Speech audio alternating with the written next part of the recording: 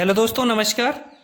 Way of maths channel में आपका फिर से स्वागत है। मैं हूं एम के गुजर और इस वीडियो में लेके आया हूं ईसीआर पूर्व मध्य रेलवे ईस्ट सेंट्रल रेलवे के सोनपुर डिवीजन से 5 फरवरी 2023 को स्टेशन मास्टर के पद के लिए जो चयन हुआ था एलडीसी विभागीय परीक्षा का, उसका पेपर।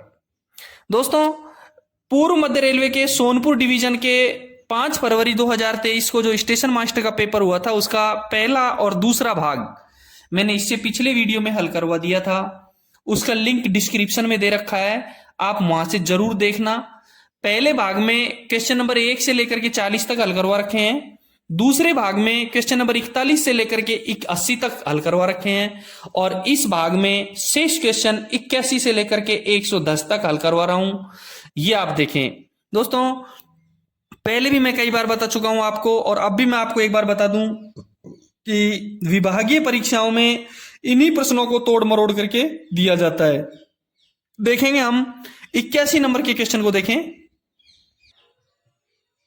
क्वेश्चन नंबर 81 में देखेंगे कि किसी विशेष स्टेशन के शंटिंग प्रतिबंध को, किसी विशेष स्टेशन के शंटिंग प्रतिबंध को, विशेष स्टेशन का शंटिंग प्रतिबंध को लिखा जाता है WTT। WTT का मतलब होता है वर्किंग टाइम टेबल। बी में दे रखा है SWR। SWR का मतलब होता है स्टेशन वर्किंग रूल्स। और सी में दे रखा है GSR, general and subsidiary rule book. और BWM दे रखा है ब्लॉक वर्किंग मैनुअल।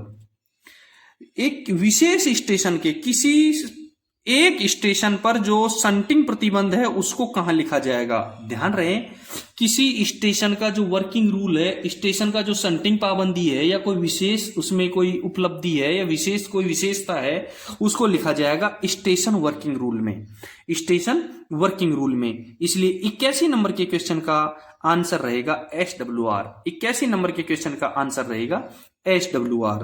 तो 81 नंबर के क्वेश्चन SWR, किसी विशेष स्टेशन के शंटिंग प्रतिबंध को SWR में लिखा जाता है। ठीक है। 82 नंबर का क्वेश्चन देखेंगे। सैंड हम्प का विकल्प है और अलगाव का साधन भी है। सैंड हम्प किसका विकल्प है? ब्लॉक ओवरलैप, शंटिंग नेक, सिग्नल ओवरलैप और नॉन ऑफ दीज। देखो, ए में ब्लॉक ओवरलैप दे रखा है, सी में सिग्नल ओवरलैप दे रखा है। मैं पहले आपको इन दोनों के बारे में थोड़ा सा बता देता हूं कि ब्लॉक ओवरलैप क्या होता है और सिग्नल ओवरलैप क्या होता है। दोस्तों, ब्लॉक ओवरलैप, पहले मैं आपको एक बात बता दूं कि यदि आपने चैनल को सब्सक्राइब नहीं किया है तो एक बार चैनल को सब्सक्राइब जरूर कर दें। इससे पिछले वीडियो के बहुत सारे वीडियो पेपर मैंने डाल रखे हैं, वो आप जरूर देखें। मेरे व्हाट्सएप चैनल, मेरे व्हाट्सएप पे नंबर यही है जो इस स्क्रीन पे दिए गए हैं, और मेरा टेलीग्राम का लिंक डिस्क्रिप्शन में दे रखा है, उस पर आप जरूर चले जाएं। वहां मैंने सबका लिंक डाल रखा है। कोई PDF, सभी पेपरों की PDF आपको वहां से उपलब्ध हो जाएगी। टेलीग्राम चैनल को जरूर सब्सक्राइब कर लें। सैंड हम्प विकल्प है और अलगाव का साधन भी। ब्लॉक ओवरलैप और सिग्नल ओवरलैप। ब्लॉक ओवरलैप मैं आपको समझा दूं, किसी गाड़ी को लाइन क्लियर देने के लिए जो पर्याप्त दूरी है उसको ब्लॉक ओवरलैप कहेंगे। जो ब्लॉक ओवरलैप दे रखा है ए में, उसमें है कि ब्लॉक ओवरलैप, लाइन क्लियर देने के लिए पर्याप्त दूरी को ब्लॉक ओवरलैप कहेंगे, और सिग्नल झुकाने के लिए जो पर्याप्त दूरी है उसको सिग्नल ओवरलैप कहेंगे। लाइन क्लियर देने के लिए जो पर्याप्त दूरी को है उसको ब्लॉक ओवरलैप, और सिग्नल झुकाने के लिए जो पर्याप्त दूरी है उसको सिग्नल ओवरलैप कहेंगे। ठीक है, क्लियर हो गया। अब block overlap multi aspect colour light signal MACLS में ब्लॉक ओवरलैप की दूरी 400 मीटर होती है, और 180 मीटर होती है, और सिग्नल ओवरलैप की दूरी 120 मीटर होती है।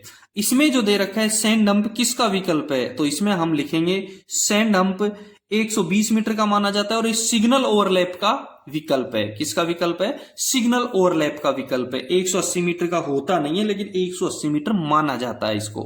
ठीक है। सैंड हम्प सिग्नल ओवरलैप का विकल्प है और अलगाव का साधन भी है। 82 नंबर के क्वेश्चन का करेक्ट आंसर रहेगा सी। 82 नंबर के क्वेश्चन का करेक्ट आंसर रहेगा सी। 83 नंबर का क्वेश्चन देखेंगे।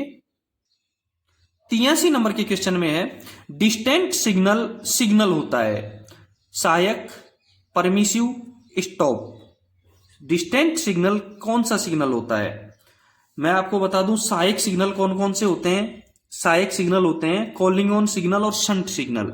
सहायक सिग्नल कौन से होते हैं? कॉलिंग ऑन सिग्नल और शंट सिग्नल, इन दोनों को सहायक सिग्नल कहेंगे। परमिसिव सिग्नल होता है वार्नर और डिस्टेंट।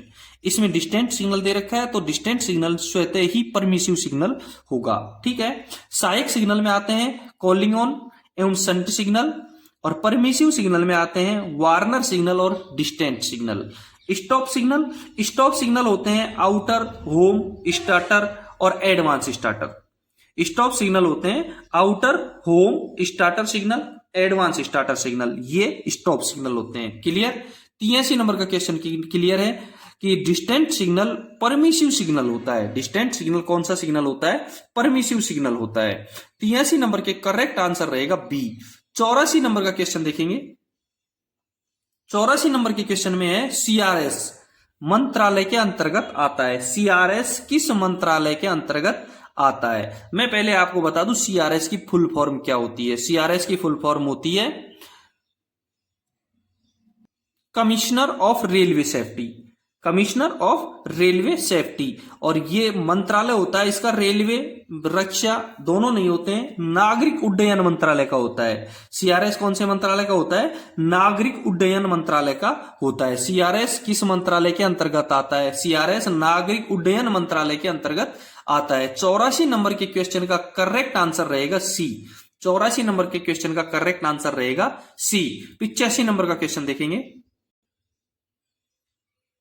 यदि पैनल को एसएम की कुंजी से लॉक किया जाता है, पैनल को स्टेशन मास्टर अपनी की से बंद कर देता है। पैनल को लॉक किया हुआ है स्टेशन मास्टर की से, एसएम की से, तो पैनल पर कौन सा ऑपरेशन संभव है? पैनल पर कौन सा ऑपरेशन संभव है? पैनल को एसएम की कुंजी से लॉक किया हुआ है तो पैनल पर कौन सा ऑपरेशन संभव है? ए में दे रखा है पॉइंट ऑपरेशन, नहीं। यदि स्टेशन मास्टर के ताले से लॉक किया हुआ है तो पॉइंट का ऑपरेशन नहीं किया जा सकता। सिग्नल क्लियरेंस का ऑपरेशन भी नहीं किया जा सकता है। और सी में दे रखा है given signal can be put back, दिए हुए सिग्नल को पुट बैक करना। बिल्कुल राइट आंसर रहेगा सी। राइट आंसर रहेगा सी कि पैनल को स्टेशन मास्टर की से यदि लॉक किया हुआ है तो दिए गए सिग्नल को पुट बैक किया जा सकता है, उठाया जा सकता है। किसी भी सिग्नल को पैनल को एसएम कुंजी से लॉक किया हुआ हो तो लॉकिंग के दौरान भी पुटबैक किया जा सकता है, सिग्नल को उठाया जा सकता है। ठीक है। 85 नंबर के क्वेश्चन का करेक्ट आंसर रहेगा सी। 85 नंबर के क्वेश्चन का करेक्ट आंसर रहेगा सी। 86 नंबर का क्वेश्चन देखेंगे। रेलवे में FATO का पूर्ण रूप क्या है? रेलवे में FATO का पूर्ण रूप क्या है? ए में दे रखा है failure affecting train operation, B में दे रखा है फैक्टर्स अफेक्टिंग ट्रेन ऑपरेशन, और सी में दे रखा है फैक्टर्स अफेक्टिंग ट्रैक ऑपरेशन। बिल्कुल राइट आंसर रहेगा इसका B, factors affecting train operation, कि ट्रेन संचालन का प्रभावित करने वाले कारक, ट्रेन संचालन के प्रभावित करने वाले कारक। FATO का फुल फॉर्म रहेगा factors affecting train operation, factors affecting train operation. Right answer 86 number के क्वेश्चन का रहेगा बी। ठीक है। 87 नंबर का क्वेश्चन देखेंगे। 87 नंबर के क्वेश्चन में एक गांव में 43% जनसंख्या साक्षर है। यदि कुल जनसंख्या 5600 है, कुल जनसंख्या 5600 है तो निरक्षरों की संख्या कितनी है? किसी गांव की कुल जनसंख्या, ध्यान रहे 87 नंबर का क्वेश्चन गणित का क्वेश्चन है। 87 नंबर का क्वेश्चन है वो गणित का क्वेश्चन है। इस परीक्षा में गणित के क्वेश्चन भी आए हैं। इसका मतलब 43% जनसंख्या साक्षर है। कुल जनसंख्या कितनी होती है? 100% होती है। कुल जनसंख्या कितनी मानेंगे? 100%। देखो 43% जनसंख्या साक्षर है। 87 नंबर का क्वेश्चन है 100% जनसंख्या, कुल जनसंख्या कितनी थी? 100% जनसंख्या। 100% जनसंख्या में 43% जनसंख्या साक्षर है। साक्षर है 43%। तो निरक्षर कितने होंगे? निरक्षर 43% साक्षर है तो 57% निरक्षर हो गए। क्लियर है? ये तो हमारी समझ में आ गया है, कोई दिक्कत नहीं है कि 100% जनसंख्या में से 43% साक्षर है तो निरक्षर कितने रह गए? 57%। अब कुल जनसंख्या 5600 है। कुल जनसंख्या कितनी है? 5600। निरक्षरों की संख्या क्या है पूछ रहा है? निरक्षरों की संख्या, निरक्षर कितने हैं? 57%। तो 5600 का 57% ज्ञात करेंगे। और किसी का 57% ज्ञात करना है तो उसको 57/100 से, प्रतिशत का मतलब बटा 100, 57/100 से गुणा करेंगे। 0 से 0 कर गया, 0 से 0, 56 गुणा 57। और 56 को जब 57 से गुणा करेंगे तो देखो सीधा सा तरीका है, 6 को 7 से गुणा किया, 6 7 का 42। 42 में इकाई अंक 2 है। इसमें तीनों में इकाई अंक क्या है? 2। 3192 में 3192 में इकाई अंक 2 है तो 3192 में ही इसका करेक्ट आंसर रहेगा। 3192 में इसका करेक्ट आंसर रहेगा। 87 नंबर के क्वेश्चन का करेक्ट आंसर रहेगा ए। 87 नंबर के क्वेश्चन का करेक्ट आंसर रहेगा ए। 88 नंबर का क्वेश्चन देखेंगे। यदि एक रेलगाड़ी 126 किलोमीटर प्रति घंटे की गति से चलती है, एक रेलगाड़ी 126 किलोमीटर प्रति घंटे की गति से चलती है तो 24 सेकंड में कितनी दूरी तय करेगी? 24 सेकंड में कितनी दूरी तय करेगी? देखेंगे इसको। 88 नंबर का क्वेश्चन है। चाल है रेलगाड़ी की 126 किलोमीटर प्रति घंटा, 126 किलोमीटर प्रति घंटा। यदि कोई चाल किलोमीटर प्रति घंटे में दे रखी हो और हम उसको मीटर प्रति सेकंड में बदलना चाहते हैं, किसी चाल को किलोमीटर प्रति सेकंड से मीटर प्रति सेकंड में परिवर्तन करना चाहते हैं तो 5/18 से गुणा करेंगे।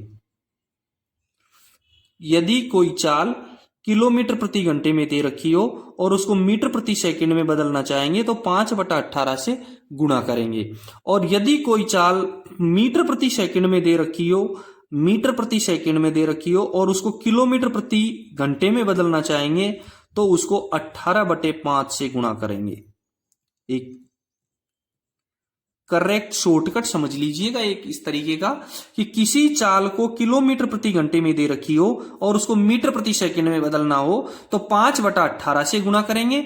और मीटर प्रति सेकंड में यदि कोई दे रखी हो उसको किलोमीटर प्रति घंटे में बदलना हो तो 18/5 से गुणा करेंगे। ठीक है, इसमें चाल दे रखी है 126 किलोमीटर प्रति घंटे और हमको आगे सेकंड में दूरी याद करनी है तो इसका मतलब हमको सेकंड वाला निकालना है, मीटर सेकंड में चाल निकालनी है।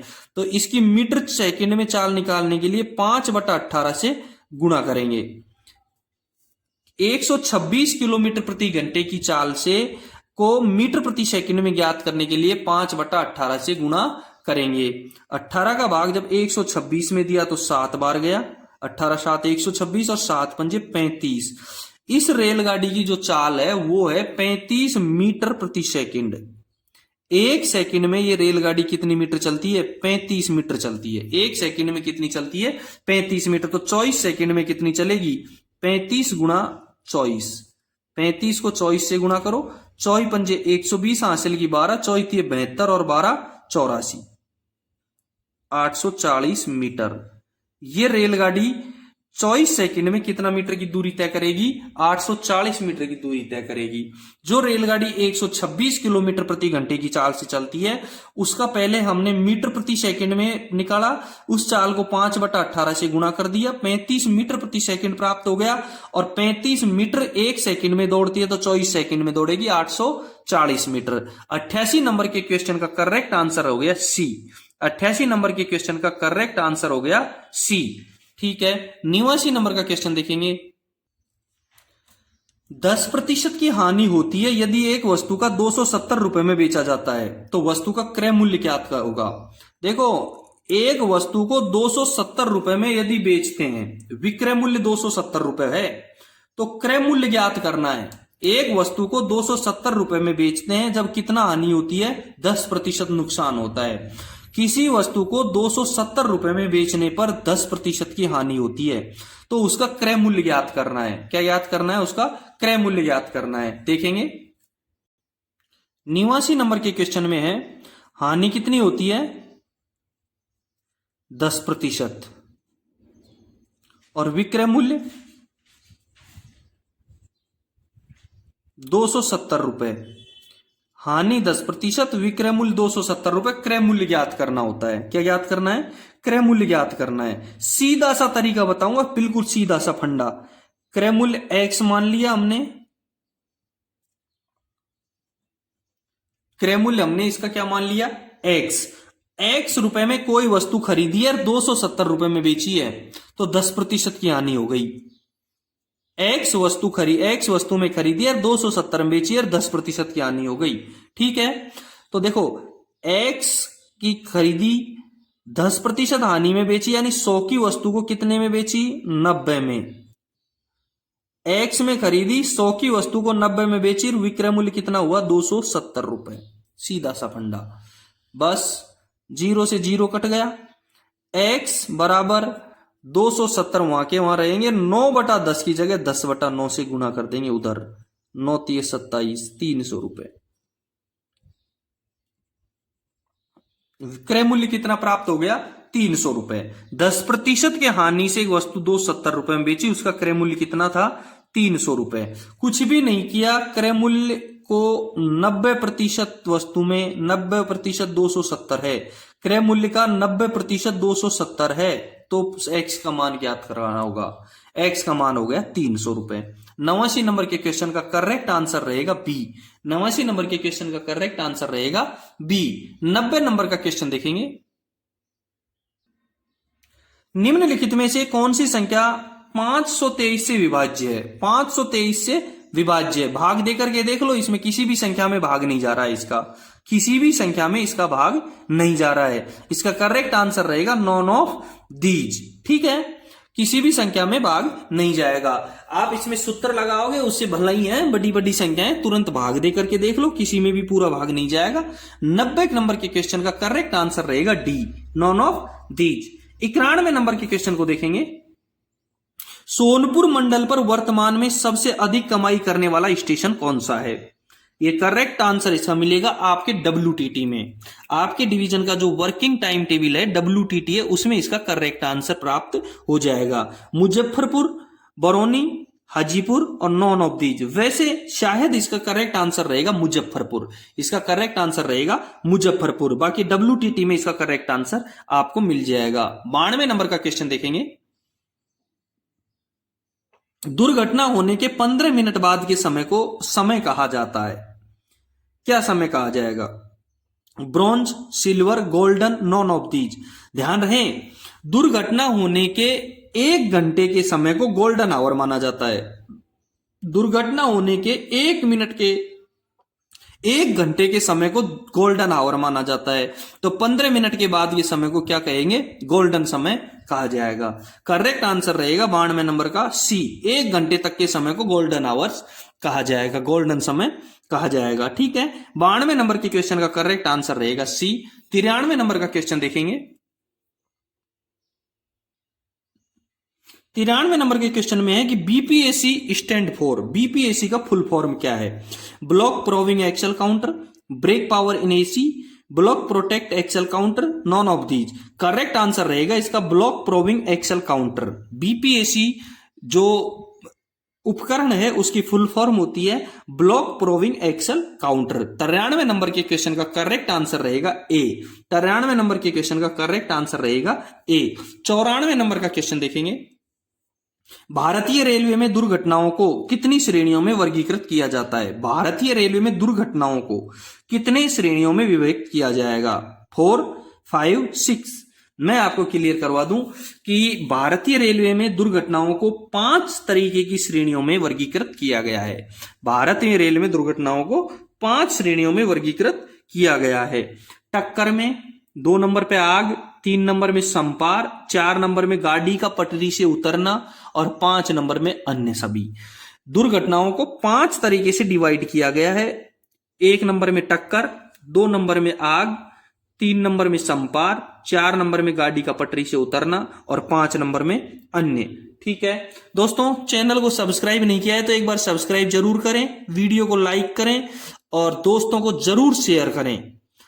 इससे पिछले वीडियो मैंने डाले थे जो उनका लिंक डिस्क्रिप्शन में दे रखा था।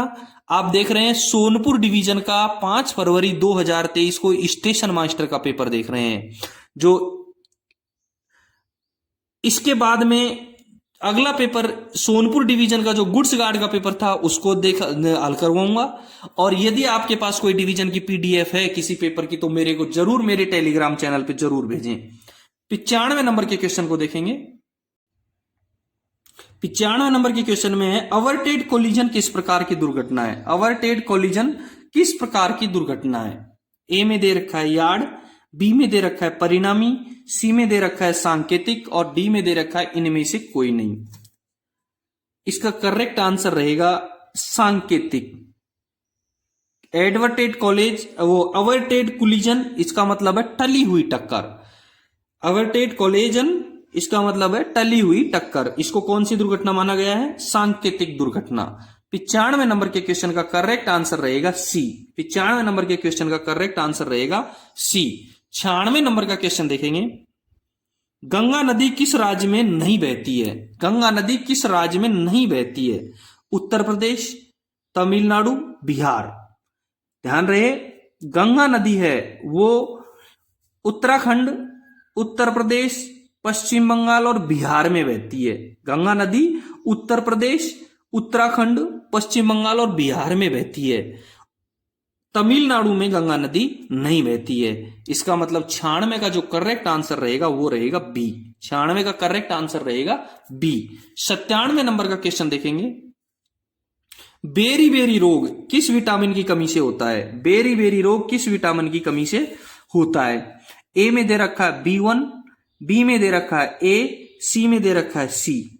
अब मैं एक एक करके आपको पूरे विटामिन जो इसमें दे रखे हैं उसका अच्छी तरह से वर्णन कर देता हूं। जो B1 है उसकी कमी से कौन कौन से रोग होते हैं। देखो शरीर में विटामिन B1 यानी कि थायामीन की कमी से होने वाला जो रोग है वो है बेरी बेरी। आमतौर पर खराब आहार या शराब की लत के कारण होता है। जो बेरी बेरी रोग है वो आमतौर पर खराब आहार या शराब की लत के कारण होता है। तो इसका करेक्ट आंसर तो रहेगा B1। 97 नंबर के क्वेश्चन का करेक्ट आंसर तो रहेगा B1। और बी में जो ए दे रखा है उसकी तरफ से मैं बता देता हूं कि विटामिन ए की कमी से जो कौन कौन से रोग होते हैं। अंधापन, एनीमिया, पेशाब की नली में संक्रमण, इम्यूनिटी कमजोर होना और श्वसन प्रणाली में संक्रमण, ये होते हैं विटामिन ए की कमी से। कौन कौन से। अंधापन, एनीमिया, पेशाब की नली में संक्रमण, इम्यूनिटी कमजोर होना और श्वसन प्रणाली में संक्रमण। दूसरा जो सी में दे रखा है विटामिन सी। विटामिन सी की कमी से कौन कौन से रोग होते हैं ये भी मैं आपको क्लियर करवा देता हूं। ये होते हैं चोट का धीरे भरना, ड्राई स्किन, दांतों पर असर, वजन बढ़ना। ये रोग होते हैं विटामिन सी की कमी के कारण। ठीक है, करेक्ट आंसर 97 का रहेगा ए। 97 का करेक्ट आंसर रहेगा ए। 98 नंबर का क्वेश्चन देखेंगे। 98 नंबर के क्वेश्चन में है संयुक्त अरब अमीरात की मुद्रा क्या है। ए में रुपया, बी में दिरहम, सी में डॉलर। देखो रुपया है वो है भारत की, पाकिस्तान की, श्रीलंका की, नेपाल की, मॉरिशस की और सेशल्स की। इन देशों की जो मुद्रा है वो है रुपया। भारत, पाकिस्तान, श्रीलंका, नेपाल, मॉरिशस और सेशल्स, इनकी मुद्रा है रुपया। दिरहम संयुक्त अरब अमीरात की मुद्रा है। दिरहम संयुक्त अरब अमीरात की मुद्रा है। और डॉलर संयुक्त राज्य अमेरिका की मुद्रा डॉलर है। डॉलर किसकी मुद्रा है। संयुक्त राज्य अमेरिका की मुद्रा है डॉलर। 98 नंबर का करेक्ट आंसर रहेगा बी। 98 नंबर के क्वेश्चन का करेक्ट आंसर रहेगा बी। 99 नंबर का क्वेश्चन देखेंगे। स्वर्ण मंदिर किस राज्य में स्थित है। स्वर्ण मंदिर किस राज्य में स्थित है। वीडियो को लाइक जरूर करें। यदि चैनल पे आप नए हो तो एक बार चैनल को सब्सक्राइब जरूर कर देना। स्वर्ण मंदिर किस राज्य में स्थित है। ए में तेलंगाना, बी में उत्तर प्रदेश, सी में मध्य प्रदेश और डी में इनमें से कोई नहीं। देखो स्वर्ण मंदिर करेक्ट आंसर रहेगा पंजाब। स्वर्ण मंदिर पंजाब राज्य के अमृतसर शहर में स्थित है, तो इसका आंसर रहेगा इसमें डी, कोई नहीं। न तेलंगाना में स्थित है, न उत्तर प्रदेश में स्थित है, न मध्य प्रदेश में स्थित है। स्वर्ण मंदिर केवल पंजाब के अमृतसर शहर में स्थित है। ठीक है, 100 नंबर का क्वेश्चन देखेंगे। ब्रॉड गेज में दो रेलों के बीच की चौड़ाई कितनी होती है? ब्रॉड गेज में दो रेलों के बीच की चौड़ाई कितनी होती है? 1.676 metre. Right, correct answer A रहेगा इसका। ब्रॉड गेज में दो रेलों की चौड़ाई रहेगी 1.676 1.0 मीटर रहती है मीटर गेज में, और नैरो गेज में जो दो रेलों के बीच की चौड़ाई होती है वो होती है 0.762।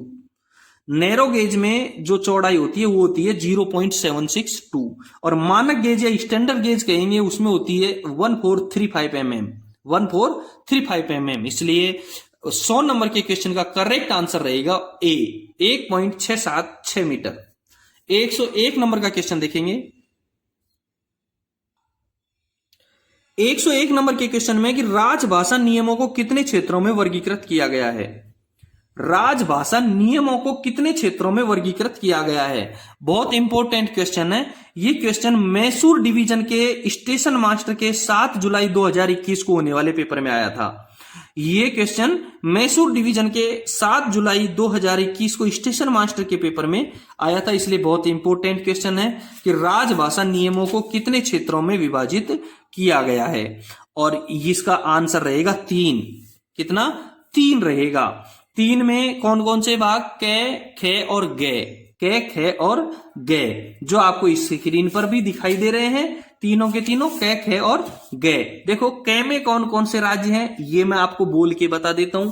बिहार, हरियाणा, हिमाचल प्रदेश, मध्य प्रदेश, छत्तीसगढ़, झारखंड, उत्तराखंड, राजस्थान, उत्तर प्रदेश, अंडमान निकोबार द्वीप समूह, ये भाग कै में प्राप्त होते हैं।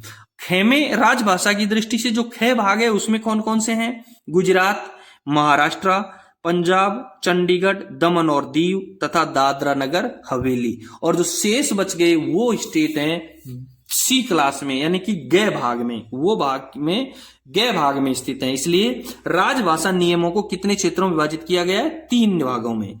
101 नंबर के क्वेश्चन का करेक्ट आंसर रहेगा ए। 102 नंबर का क्वेश्चन देखेंगे। हर साल हिंदी दिवस कब मनाया जाता है? हर साल हिंदी दिवस कब मनाया जाता है? 26 जनवरी, 5 जून, 14 सितंबर और निम्न में से कोई नहीं। देखो इसका करेक्ट आंसर रहेगा सी, 14 सितंबर। हर साल हिंदी दिवस कब मनाया जाता है? 14 सितंबर को। ये क्वेश्चन भी बहुत इंपॉर्टेंट है क्योंकि ये 4 जुलाई 2021 को जोधपुर डिवीजन के स्टेशन मास्टर के पेपर में आया हुआ है। 7 जुलाई 2021 को मैसूर डिवीजन के स्टेशन मास्टर के पेपर में आया हुआ है। 9 मार्च 2022 को मैसूर डिवीजन के गुड्स गार्ड के पेपर में आया हुआ है। इसलिए बहुत इंपॉर्टेंट पेपर है। मैं थोड़ा सा इसको क्लियर करवा देता हूं 102 नंबर के क्वेश्चन को, कि भारत में हिंदी दिवस 14 सितंबर को मनाया जाता है। इस साल 1949 में, साल 1949 में 14 सितंबर के दिन ही संविधान सभा द्वारा ही हिंदी को राजभाषा का दर्जा दिया गया था। साल 1949 में 14 सितंबर के दिन ही संविधान सभा द्वारा हिंदी भाषा को राजभाषा का दर्जा दिया गया था। अंतर्राष्ट्रीय हिंदी दिवस 10 जनवरी को मनाया जाता है, जो इसमें दे नहीं रखा है। अंतर्राष्ट्रीय हिंदी दिवस 10 जनवरी को मनाया जाता है क्योंकि 10 जनवरी के दिन 1975 में, 10 जनवरी के दिन 1975 में नागपुर में पहला विश्व हिंदी सम्मेलन किया गया था। इसी दिन 1975 में नागपुर में पहला विश्व हिंदी सम्मेलन किया गया था, जिसमें 30 देशों के 122 प्रतिनिधियों ने भाग लिया था। जो 1975 में नागपुर में पहला विश्व हिंदी सम्मेलन था, उसमें 30 देशों के 122 प्रतिनिधियों ने भाग लिया था। सम्मेलन का उद्देश्य दुनिया भर में हिंदी भाषा को बढ़ावा देना था। अंतर्राष्ट्रीय हिंदी सम्मेलन, विश्व हिंदी सम्मेलन का जो मुख्य उद्देश्य था वो दुनिया भर में हिंदी भाषा को बढ़ावा देना था। इसकी वर्षगांठ के उपलक्ष्य में हर वर्ष 10 जनवरी को विश्व अंतरराष्ट्रीय हिंदी दिवस मनाया जाता है। करेक्ट आपका क्लियर हो गया कॉन्सेप्ट। ये 102 नंबर का जो करेक्ट आंसर रहेगा, हर साल हिंदी दिवस कब मनाया जाता है? 14 सितंबर को। आंसर रहेगा सी। 103 नंबर का क्वेश्चन देखेंगे। राजभाषा नियमों के अनुसार अंडमान निकोबार द्वीप समूह किस क्षेत्र के अंतर्गत आता है? राजभाषा नियमों के अनुसार अंडमान निकोबार द्वीप समूह किस क्षेत्र के अंतर्गत आता है? ये क्वेश्चन भी बहुत इंपॉर्टेंट है, क्योंकि ये क्वेश्चन मैसूर डिवीजन के 9 मार्च 2021 को गुड्स गार्ड के पेपर में आया हुआ है और मालदा डिवीजन के 15 जनवरी 2023 को गुड्स गार्ड के पेपर में आया हुआ है। दोनों ही डिवीजनों में, मैसूर में और मालदा में, गुड्स गार्ड के पेपरों में आया हुआ क्वेश्चन है। 103 नंबर का क्वेश्चन। ठीक है, आंसर रहेगा इसका ए। आंसर रहेगा इसका ए। 103 नंबर के क्वेश्चन का करेक्ट आंसर ए रहेगा। राजभाषा नियमों के अनुसार अंडमान निकोबार द्वीप समूह ए क्षेत्र के अंतर्गत आता है। ठीक है, 103 नंबर के क्वेश्चन का आंसर ए रहेगा। 104 नंबर का क्वेश्चन देखेंगे। 104 नंबर के क्वेश्चन में है, वर्तमान में संविधान की 8वीं अनुसूची में कितनी भाषाओं को सूचीबद्ध किया गया है? वर्तमान में संविधान की 8वीं अनुसूची में कितनी भाषाओं को सूचीबद्ध किया गया है? 104 नंबर के क्वेश्चन मैसूर डिवीजन में 7 जुलाई 2021 को जो स्टेशन मास्टर का पेपर हुआ था उसमें आया था। ये जो क्वेश्चन, ये भी बहुत इंपॉर्टेंट है, ध्यान रहे। मैं आपको 22 भाषाओं को एक बार बोल करके बता देता हूं कि कौन कौन सी 22 भाषाएं हैं जो संविधान की 8वीं अनुसूची में दर्ज हैं। देखो, ये भाषाएं हैं असमिया, बांग्ला, गुजराती, हिंदी, कन्नड़, कश्मीरी, कोंकणी, मलयालम, मणिपुरी, मराठी, नेपाली, ओडिया, पंजाबी, संस्कृत, सिंधी, तमिल, तेलुगु, उर्दू, बोडो, संथाली, मैथिली व डोगरी। ये 22 भाषाएं हैं जो संविधान की 8वीं अनुसूची में सम्मिलित की गई हैं। 104 नंबर का करेक्ट आंसर रहेगा बी। 104 नंबर के क्वेश्चन का करेक्ट आंसर रहेगा बी। 105 नंबर का क्वेश्चन देखेंगे। राजभाषा नियम कब पारित किए गए थे? राजभाषा नियम कब पारित किए गए थे? ये क्वेश्चन भी बहुत इंपॉर्टेंट है, क्योंकि ये मैसूर डिवीजन के 7 जुलाई 2021 को स्टेशन मास्टर के पेपर में आया था और 9 मार्च 2022 को गुड्स गार्ड के पेपर में आया था। दोनों ही पेपर मैसूर डिवीजन के थे। एक तो 7 जुलाई 2021 को स्टेशन मास्टर का और एक 9 मार्च 2022 को गुड्स गार्ड का। राजभाषा नियम कब पारित किए गए थे? करेक्ट आंसर रहेगा 1976 सी। इसका करेक्ट आंसर रहेगा 1976 सी। 106 नंबर का क्वेश्चन देखेंगे। 106 नंबर का क्वेश्चन है, केंद्रीय हिंदी समिति के अध्यक्ष कौन है? और यह क्वेश्चन भी 7 जुलाई 2021 को मैसूर डिवीजन के स्टेशन मास्टर के पेपर में आया हुआ है। इसलिए ए में होम मिनिस्टर, बी में डिफेंस मिनिस्टर, सी में प्राइम मिनिस्टर। और करेक्ट आंसर रहेगा इसका सी। केंद्रीय हिंदी समिति के अध्यक्ष प्रधानमंत्री होते हैं। केंद्रीय हिंदी समिति के अध्यक्ष होते हैं प्रधानमंत्री। 106 नंबर के क्वेश्चन का करेक्ट आंसर रहेगा सी। 106 नंबर के क्वेश्चन का करेक्ट आंसर रहेगा सी। 107 नंबर का क्वेश्चन देखेंगे। 107 नंबर में अरुणाचल प्रदेश की आधिकारिक भाषा कौन सी है? अरुणाचल प्रदेश की आधिकारिक भाषा कौन सी है? ए में इंग्लिश, बी में हिंदी, सी में संथाली। और इसका करेक्ट आंसर रहेगा ए। अरुणाचल प्रदेश की आधिकारिक भाषा अंग्रेजी है। अरुणाचल प्रदेश की आधिकारिक भाषा अंग्रेजी है। करेक्ट आंसर रहेगा इसका ए। 108 नंबर का क्वेश्चन देखेंगे। राजभाषा अधिनियम की धारा 3(3) कब से प्रभावी हुई? और यह क्वेश्चन मैसूर डिवीजन के स्टेशन मास्टर के पेपर 7 जुलाई 2021 को होने वाले पेपर में आया था। 7 जुलाई 2021 को मैसूर डिवीजन के स्टेशन मास्टर के पेपर में यह क्वेश्चन आया हुआ, इसलिए बहुत इंपॉर्टेंट क्वेश्चन है। राजभाषा अधिनियम की धारा 3(3) कब से प्रभावी हुई? ए में 1950, बी में 1965 और सी में 1963। आंसर रहेगा इसका बी। करेक्ट आंसर इसका रहेगा बी, 1965। ध्यान रहे, ये 26 जनवरी 1965 से प्रभावी हुई। इस अधिनियम को राजभाषा अधिनियम 1963 कहा जाता है। जो ये धारा है वो 26 जनवरी 1965 से प्रभावी हुई है और इस अधिनियम को राजभाषा अधिनियम 1963 कहा जाता है। 109 नंबर का क्वेश्चन देखेंगे। भारत संघ की राजभाषा क्या है? हिंदी, अंग्रेजी, उर्दू। करेक्ट आंसर रहेगा इसका ए, हिंदी। ध्यान रहे, अनुच्छेद 343 के अनुसार संघ की राजभाषा हिंदी और लिपि देवनागरी होगी। संघ की राजभाषा हिंदी और लिपि देवनागरी होगी। संघ के शासकीय प्रयोजनों के लिए प्रयोग होने वाले अंकों का रूप भारतीय अंकों का अंतरराष्ट्रीय रूप होगा। ये लिखा है अनुच्छेद 343 में।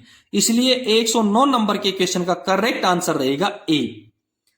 110 नंबर का क्वेश्चन और सोनपुर मंडल के 5 फरवरी 2023 को स्टेशन मास्टर के पेपर का अंतिम क्वेश्चन। मंडल राजभाषा कार्यान्वयन समिति के अध्यक्ष कौन होते हैं? राजभाषा ऑफिसर, एडीआरएम, डीआरएम। ध्यान रहे, आंसर रहेगा इसका सी, डीआरएम। क्षेत्रीय राजभाषा कार्यान्वयन समिति का अध्यक्ष जीएम होता है। देखो, दो चीजें हैं। मंडल राजभाषा कार्यान्वयन समिति का अध्यक्ष होता है डीआरएम और क्षेत्रीय राजभाषा कार्यान्वयन समिति का अध्यक्ष होता है जनरल मैनेजर, जीएम, महाप्रबंधक। दोस्तों ये था, इसका करेक्ट आंसर हो गया सी। दोस्तों ये था सोनपुर डिवीजन के स्टेशन मास्टर का पेपर 5 फरवरी 2023 का। और फिर मिलते हैं अगले पेपर के साथ में अगले वीडियो में। धन्यवाद। वीडियो को एक बार लाइक और शेयर जरूर करना। यदि चैनल पे आप नए हो तो एक बार चैनल को सब्सक्राइब जरूर करना। पीडीएफ यदि आपको चाहिए तो मेरा टेलीग्राम लिंक दे रखा है, उस पर आप जरूर क्लिक करें। और व्हाट्सएप नंबर दे रखा है, मुझे व्हाट्सएप जरूर करें। तीसरा, इससे पहले के दोनों वीडियो के लिंक मैंने डिस्क्रिप्शन में दे रखे हैं। धन्यवाद। फिर मिलते हैं अगले वीडियो में।